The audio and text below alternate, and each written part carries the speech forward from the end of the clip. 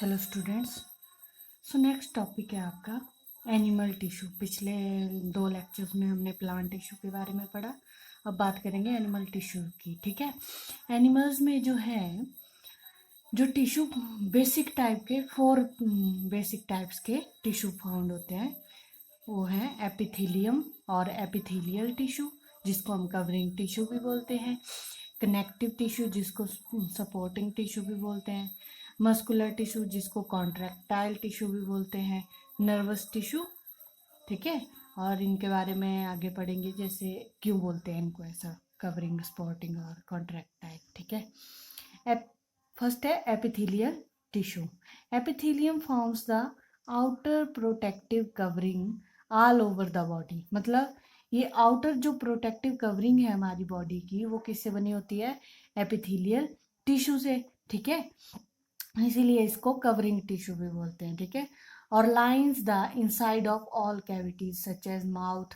Mouth के अंदर की जो कैविटी है, थ्रोट के, स्टमक की, इंटेस्टाइन की, विंड पाइप की, लंग्स की, जो भी लाइनिंग है, बाहर से कवरिंग है, वो किससे बनी हुई है? एपिथेलियल टिश्यू से बनी हुई है।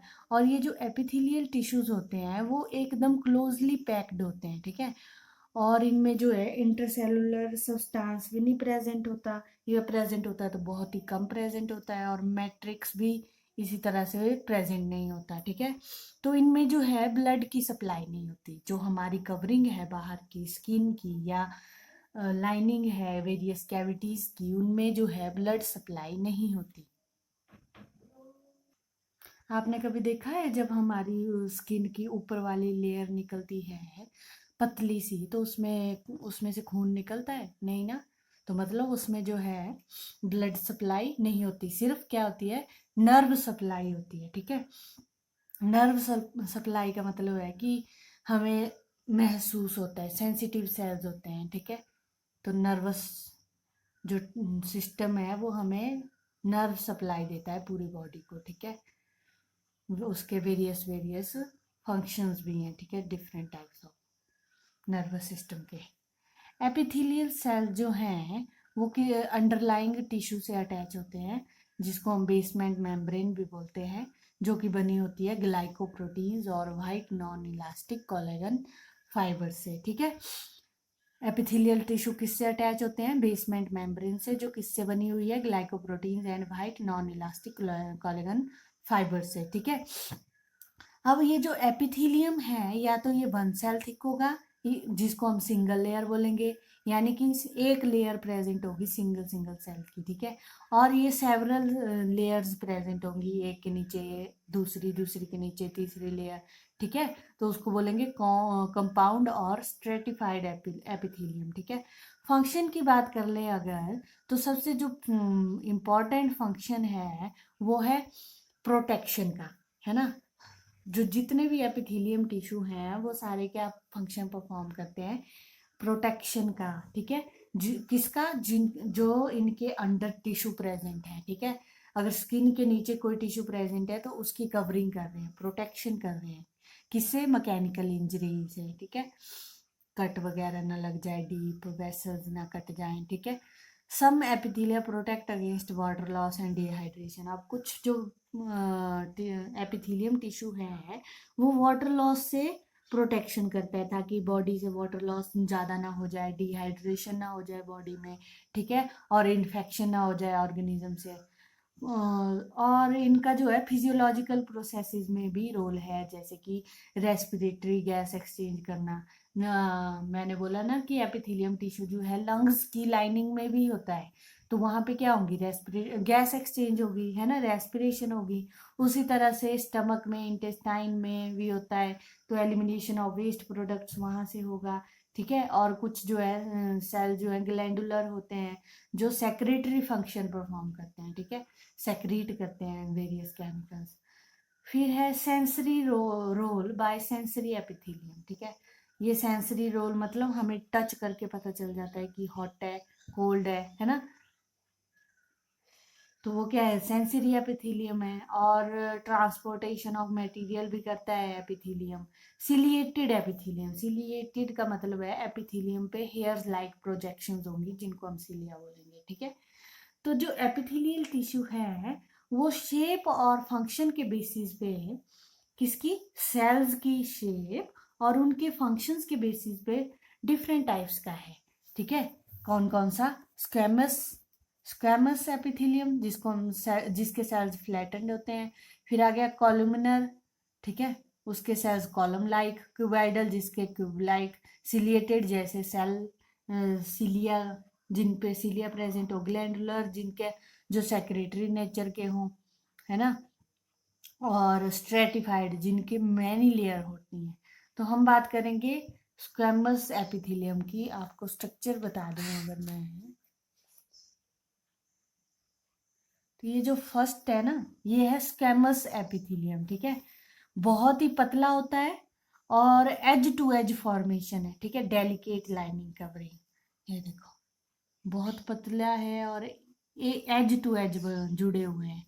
ये नहीं कि बीच में स्पेस है, एज टू एज। अगर यहाँ से आगे भी कर लो तो यहाँ से नेक्स्ट ऐसे सेल स्टार्ट हो जाएगा, ठीक है। स्पेस नहीं छोड़ेंगे बीच में, इस तरह का सेल है। और ये किसकी लाइनिंग बनाता है, कैविटीज ऑफ डक्ट्स की, ब्लड वेसल्स की, हार्ट के जो चैम्बर्स होते हैं, वो आपको पता है 4 चैम्बर्स होते हैं, तो उनकी लाइनिंग भी यही स्क्वैमस एपिथेलियम ही करता है, ठीक है। और स्किन को भी यही कवर करता है, और हमारे माउथ की जो लाइनिंग होती है वो भी इसी की बनी होती है, ठीक है। और फेरिंग्स की, सोफेगस की, एनल कैनाल की, वेजाइना की and lower part of urethra की भी लाइनिंग यही करता है, ठीक है। ये क्या इसका फंक्शन क्या है, protection to the underlying parts, जो इसके नीचे जो पार्ट्स प्रेजेंट है इस एपिथेलियम के नीचे, उनकी प्रोटेक्शन करेगा, ठीक है, अगेंस्ट इंजरीज। और जर्म्स की एंट्री को भी रोक देता है और वेरियस केमिकल्स को भी रोक देता है, ठीक है। और ये excretion, gas exchange and secretion of coelomic fluid में भी हेल्प करता है, ठीक है। गैस एक्सचेंज करेगा, एक्सक्रीशन में हेल्प करेगा, ठीक है। फिर बात कर लेते हैं कॉल्यूमिनर एपिथेलियम की। ये इसको बोलेंगे कॉल्यूमिनर। इसके सेल्स देख रहे हो ना आप, कितने लंबे लंबे कॉलम की तरह है, ठीक है। तो इसको क्या बोला, कॉल्यूमिनर एपिथेलियम, ठीक है। इतने थिक नहीं होंगे, ब्रॉड नहीं होंगे जितने ये लॉन्गर होंगे, ठीक है। थिकनेस इतनी नहीं होती जितनी इनकी लेंथ होती है, और ये कॉलम की तरह दिखते हैं। और ये इंटेस्टाइन और स्टमक की लाइनिंग बनाते हैं, ठीक है। और सलाइवरी ग्लैंड्स में भी प्रेजेंट होते हैं ये, जो कि माउथ में प्रेजेंट होते हैं सलाइवरी ग्लैंड्स। स्वेट ग्लैंड्स होते हैं, ऑयल ग्लैंड्स होते हैं स्किन के, उनमें भी यही टिश्यू प्रेजेंट होता है, कॉल्यूमिनर एपिथेलियम, ठीक है। और मेमरी ग्लैंड डक्ट्स की भी लाइनिंग यही करता है, और कुछ पार्ट्स जो है जो यूरेथ्रा का भी यही करता है। तो ये क्या करता है, एक तो इसका फंक्शन ये भी सेम ही है कि प्रोटेक्शन में। अब आप एपिथेलियम की बात करोगे ना, तो मेन फंक्शन तो उनका प्रोटेक्शन होगा ही होगा, ठीक है, सबका। फिर जो है एब्जॉर्प्शन का काम करते हैं ये, सेक्रीशन यहाँ से एब्जॉर्ब कर लेते हैं या सेक्रीट कर देते हैं ना। तो इंटेस्टाइन में इनका एब्जॉर्प्शन का काम होता है।